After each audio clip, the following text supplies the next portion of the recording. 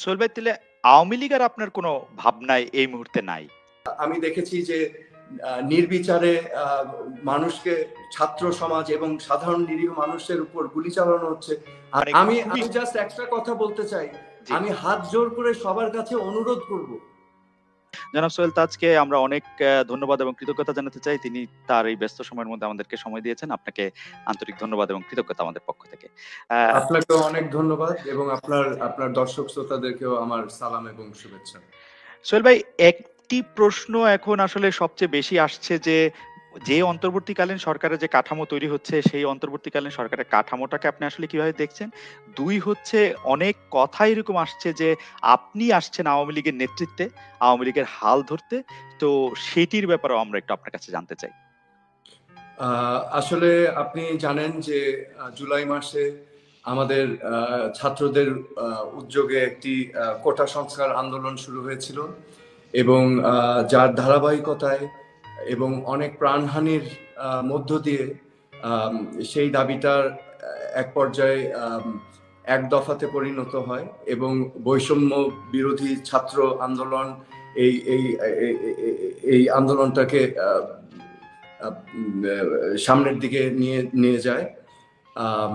এবং এখানে আমার প্রথমেই বলতে হয় যে সকল প্রাণ আমরা হারিয়েছি, আবু সাইদ থেকে শুরু করে 4 বছরের ছোট্ট শিশু আজাদ, 6 বছরের ছোট্ট বাচ্চা মেয়ে,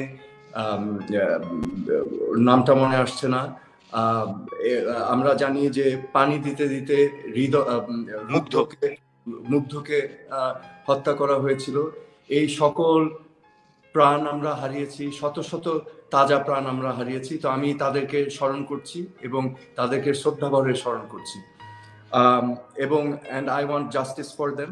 এবং প্রত্যেকটা হত্যাকাণ্ডর যেন সুষ্ঠুভাবে, নিরপেক্ষভাবে ইনভেস্টিগেশন হয় এবং প্রত্যেকটি হত্যাকাণ্ডের জন্য যারা দায়ী তাদেরকে চিহ্নিত করে আইনের আওতায় আনা হবে, সেটাই আমি এখন আকাঙ্ক্ষা করছি এবং that is also my demand.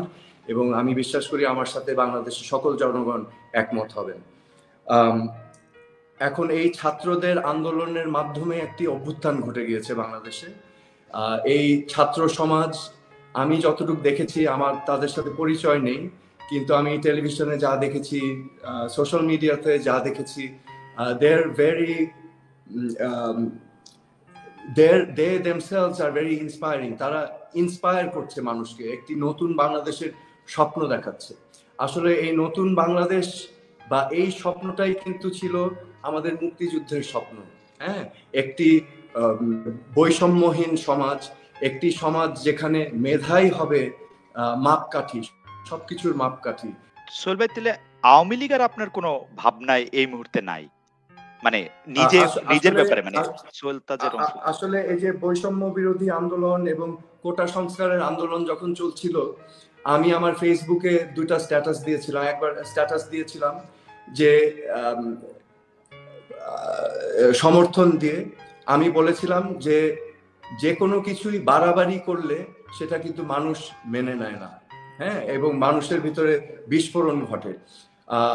এবং পরবর্তীতে যখন আমি দেখেছি যে নির্বিচারে মানুষকে, ছাত্র সমাজ এবং সাধারণ নিরীহ মানুষের উপর গুলি চালানো হচ্ছে, আমি আমার বিবেকের তাড়নায় কিন্তু আমি কথা বলেছিলাম যেন আমাদের ছাত্রছাত্রী ভাই বোনদের বুকে আর একটা গুলি না চলে। আমি এটাও উল্লেখ করেছিলাম যে আমাদের অনেক ক্ষয়ক্ষতি হয়ে থাকতে পারে, কিন্তু একটি প্রাণের তুলনায় ক্ষয়ক্ষতি কোনো কিছুই না। হ্যাঁ, একটি প্রাণ অমূল্য। সো আমি আজকে কেন এসেছি, কেন আমি আজকে একটা স্টেটমেন্ট দিয়েছি লাইভে, এটা আমার কনসার্নস, আমার একটা মরাল কম্পাস আছে। আমি সবসময় চেষ্টা করি আমার বিবেক আমাকে যেদিকে নিয়ে যাবে আমি বিবেক দিয়েই আমি বিবেচনা করি এবং অবশ্যই আমার চিন্তা শক্তি খাটাই, কিন্তু আমার বিবেকই হচ্ছে আমার কম্পাস। তো আমি আজকে এই স্টেটমেন্টটা দিয়েছি কারণ আমি দেখেছি যে অনেক নিরীহ মানুষ, আমাদের ভিন্ন ধর্ম অবলম্বনকারী আছেন, ওনাদের উপাসনাগার, ওনাদের মন্দির আক্রমণ হচ্ছে, বিভিন্ন নিরীহ মানুষের উপরে আক্রমণ হচ্ছে, বাড়ি ঘরে আগুন দেওয়া হচ্ছে, গরিব মানুষ যারা নিঃস্ব হয়ে যাচ্ছে, আওয়ামী লীগের কর্মী যারা হয়তো কোনো কিছুর সাথেই সংযুক্ত ছিল না, তারাও এই বিভীষিকাময় একটি প্রতিহিংসার লীলা খেলায় পড়ে গিয়েছে। সো আমি স্বাভাবিকভাবেই আমার বিবেকের তাড়নায় আমি আজকের এই স্টেটমেন্ট দিয়েছি। আমি কোনো রাজনীতিতে অন্তর্ভুক্ত হওয়ার জন্য বা অন্য কোনো উদ্দেশ্য নিয়ে আমি এটা বলিনি। এটা আমার দেশ, আপনার দেশ, আমাদের সবার দেশ। আমরা সবাই চাই এই দেশটা সুন্দর হোক এবং আমাদের ভবিষ্যৎ প্রজন্ম যাতে একটা সুন্দর দেশ পায়, সেটা সবার মতো আমিও কামনা করি। সেজন্যই আমি আজকে স্টেটমেন্টটা দিয়েছি। অন্তর্বর্তীকালীন সরকারে যদি আপনাকে যোগ দিতে আহ্বান জানানো হয় তাহলে কি আপনি সেটি বিবেচনা করবেন বা ভেবে দেখবেন, বা অলরেডি অন্তর্বর্তীকালীন সরকারে আপনার আপনার অন্তর্ভুক্তির জন্য কেউ আপনাকে যোগাযোগ করেছে কিনা? না, আমি আসলে এই নিয়ে চিন্তাও করি নাই, আমার সাথে কেউ যোগাযোগও করে নাই। এটা আমি অ্যাকচুয়ালি বিবেচনাই করি নাই। জনাব সোহেল তাজ, আপনি আপনার লক্ষ্য, এই শর্ট টার্ম লক্ষ্য, আপনি খুবই অর্গানাইজড মানুষ। আমি দেখি যে আপনি আসলে মানুষের স্বাস্থ্য নিয়ে, সচেতনতা নিয়ে, রাজনীতির বাইরেও সামাজিক সচেতনতা নিয়ে আপনি অনেক কাজ করেছেন। আপনি আপনার লক্ষ্য কি ঠিক করেছেন এখন, ২ মাস পরে, ২ বছর পরে বা ৫ বছর পরে? আপনার জন্য আপনি কি লক্ষ্য ঠিক করেছেন? আসলে আমি যখন স্বরাষ্ট্রমন্ত্রীর পদ থেকে রিজাইন করি, সেটা হচ্ছে ২০০৯ সালের ৩১শে মে। তারপর আমাকে অনেকে বলেছিল যে পরবর্তীতে পরে আমাকে যখন মানুষ বলেছিল আপনি রাজনীতিতে ফেরত আসেন, আমি সবসময় বলেছিলাম, দেখেন, আমি বাংলাদেশের এই রাজনীতির জন্য যোগ্য না। তো আমাকে কাউন্টার প্রশ্ন করেছিল, কবে মনে হয় আপনি যোগ্য হবেন? আমি বলেছিলাম হয়তো ২০-৩০ বছর আরো লাগবে আমাদের পলিটিক্যাল কালচারটাকে ঠিক করতে। হ্যাঁ, সো আমাদের ছাত্রছাত্রী ভাই বোনরা কিন্তু সেটা ঘটিয়ে দিয়েছে আমার প্রেডিকশনের আরো ৫-১০ বছর আগে। তো এটা একটা আশার আলো জাগায় আমাদের সবার ভিতরে।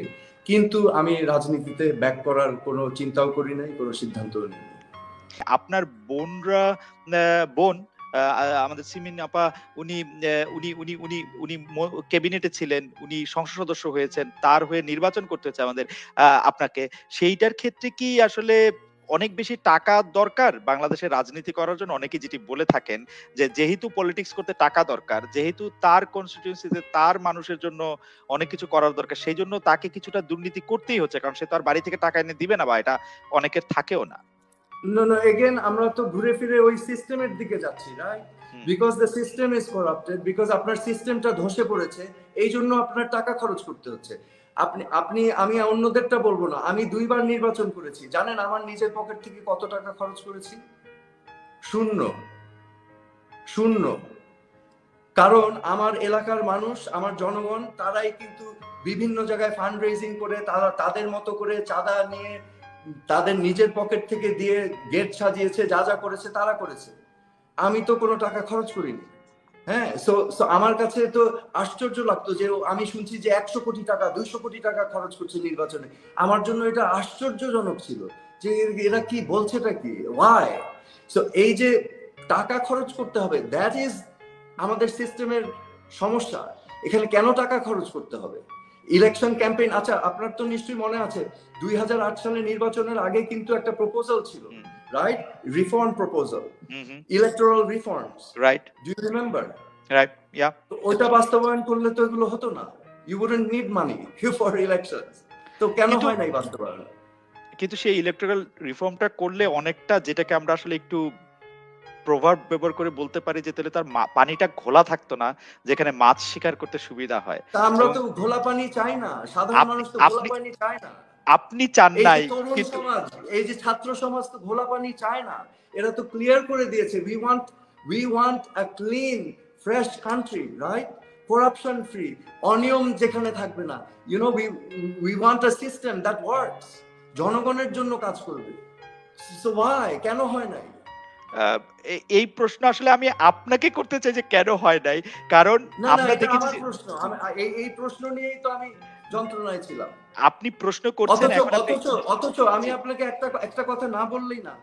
আমি তো ছিলাম, আমি তো ক্যাবিনেটে ছিলাম, হুম, হুম, আমি তো পলিসি মেকিং দেখেছি। হুম, হুম। ডু ইউ নো, আমি দেখেছিলাম যে এটা সম্ভব ওকে, যদি ইচ্ছা থাকে।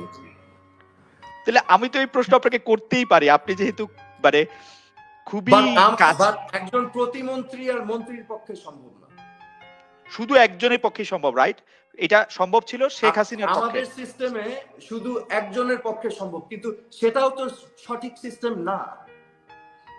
আমি কেন বলছি একজনের উপরে কেন করবে? দেখেন আমাদের ডেমোক্রেসি মানে কি, আপনার একটা ডেমোক্রেসির ভিতর পলিটিক্যাল পার্টিস থাকে, পলিটিক্যাল পার্টির ভিতরেও কিন্তু ডেমোক্রেসি থাকতে হবে, তাই না? আমরা যদি আওয়ামী লীগের কথা ধরি, আওয়ামী লীগের একটা ওয়ার্কিং কমিটি আছে, একটা প্রেসিডিয়াম আছে, একটা ডিসিশন মেকিং বডি আছে। তো নিয়মটা কি? নিয়মটা হচ্ছে ওয়ার্কিং কমিটির যারা সদস্য তারা গ্রাস রুটসে মানুষের সাথে মিশে গিয়ে মানুষের পালস বুঝবে, পালস বুঝে মানুষের কথাগুলোই তুলে ধরবে পার্টি প্ল্যাটফর্মে, এবং সেগুলোকে নিয়ে আপনার পার্টির সিদ্ধান্ত গ্রহণ করবে, এবং সেই সিদ্ধান্তগুলোর রিফ্লেকশন আসবে যদি তারা সরকারে থাকে সরকারের মাধ্যমে পলিসি ইমপ্লিমেন্টেশন। সরকারের কাজ হচ্ছে রাজনৈতিক পলিসি ইমপ্লিমেন্টেশন, রাইট? রাইট, এগুলো তো কিছুই হয়নি। আমরা খুবই ইতিহাসের একটা সন্ধিক্ষণে দাঁড়িয়ে আছি বলে আমি আপনার কাছ থেকে একটু জানতে চাইছি। আপনি তো যদ্দূর আমি আপনাকে ফলো করি, আপনি তো এই কথাগুলি আজকে নতুন বলছেন না, এগুলি বলেই যাচ্ছেন, কিন্তু আপনি কি কখনোই মানে পারিবারিক ঘনিষ্ঠতার সুযোগে, আমি জাস্ট একটা মন্ত্রী প্রতিমন্ত্রী জায়গা থেকে বলছি না, সেটি কি কখনো শেখ হাসিনা, শেখ রেহানাকে, বিশেষ করে শেখ হাসিনাকে আপনি বলতে চেষ্টা করেছিলেন? আমি যখন আমার প্রতিমন্ত্রীর দায়িত্ব পালন করেছি, আমি বিভিন্ন সময় ক্যাবিনেট মিটিং এ বলেছি, আমার যতটুকু বলা সম্ভব হয়েছে আমি জোর করে হলেও বলেছি অনেকবার।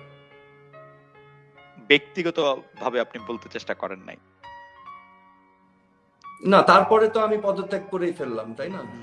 আচ্ছা, যাই হোক, আপনি আমাদেরকে অনেকগুলো বিষয়ে, আসলে অনেক বিষয় একটু আলোকিত করেছেন। আপনি যদি এখন আমরা মানে আমি জাস্ট একটা কথা বলতে চাই, আমি হাত জোর করে সবার কাছে অনুরোধ করব, আমাদের চেঞ্জ লাগবে।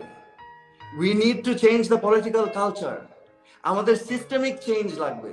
এখানে আরেকজনের উপরে এনে দিয়ে আবার একই জিনিস হবে। Please don't let this happen again in Bangladesh. কিন্তু সোহেল ভাই, সিস্টেম তো অটোমেটিক্যালি চেঞ্জ হবে না। আপনাদের মতো যারা চেঞ্জ মেকার আছেন, তারা তো চেঞ্জ যদি না করেন, না হন, তাহলে চেঞ্জটা কিভাবে হবে? আমি এই ছাত্র সমাজকে দেখে আমি তো বললাম আই অ্যাম ইন্সপায়ার্ড যে দিস পিপল এরা করতে পারবে। এই যে একটা স্পিরিট নিয়ে তারা এসেছে, they can do it. I am very very inspired now, they inspired me যে দে ক্যান ডু ইট। আমি একটা কথা বলতাম, আমাকে যখন বলতো, দেখেন ইংলিশে একটা কথা আছে, you need to hit rock bottom. আমরা এখনো নামছি, আরো নামতে হবে। নেমে যখন পাথরটা একেবারে নিচে পড়বে, তারপর you think about getting up. Sohel ভাই, আপনার কাছে মনে হয় না এখন almost at rock bottom? Sohel ভাই, আপনার কাছে মনে হয় না যে আমরা অনেকগুলি নিউ রক বটম এর মধ্যে পাইছি? না, ওইটা বটম হয় নাই তখন, তখনও যাচ্ছিল, এখনো আই ডোন্ট নো।